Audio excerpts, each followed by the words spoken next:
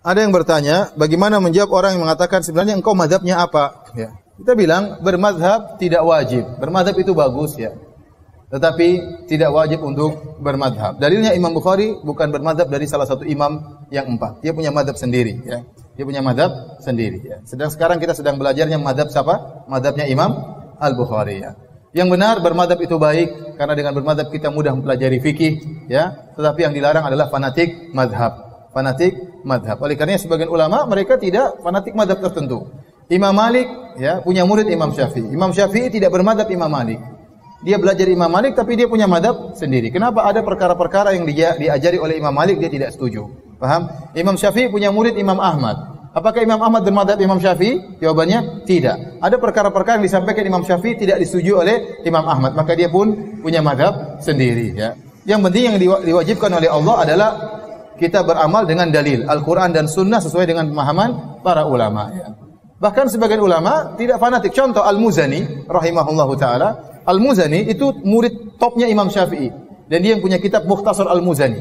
Semua buku-buku fikih Syafi'i kembali kepada kitab Mukhtasar Al-Muzani. Jadi dia Imam Syafi'i waktu meninggal dunia digantikan oleh muridnya, kemudian salah seorang muridnya tersebut meninggal digantikan oleh Al-Muzani. Dan Al-Muzani mengumpulkan perkataan Imam Syafi'i yang terdapat dalam kitab Al-Um dengan juga yang dia dengar langsung dari Imam Syafi'i, dia ringkas dalam kitabnya Mukhtasar Al-Muzani. Ternyata Al-Imam Al-Muzani tidak fanatik buta kepada Imam Syafi'i. Ada beberapa pendapat-pendapat dia yang menyelisih Imam Syafi'i.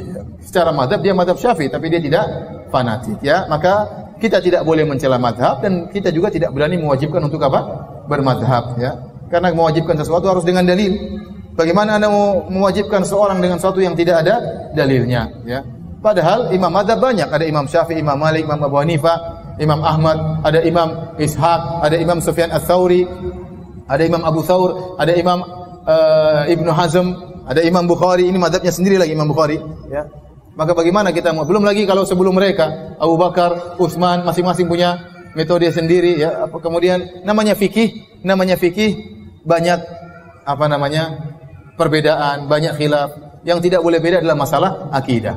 Oleh karenanya 4 imam mazhab seluruh akidahnya sama. Seluruh akidahnya sama. Imam Bukhari akidahnya sama dengan Al-Imam Al-Muzani, sama dengan imam-imam yang lain. Adapun mazhab fikih banyak perbedaan ya.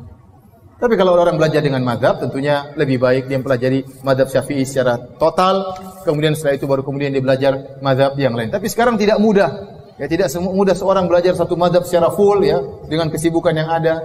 Ya orang ingin yang praktis, mana pendapat yang paling kuat maka dia ngaji dan masing-masing ustaz menyampaikan yang menurut dia lebih baik. Dan banyak pendapat-pendapat kita tidak keluar dari mazhab. Kita sampaikan pendapat ini yang benar ini mazhab ini. Pendapat yang benar ini mazhab ini. Ya.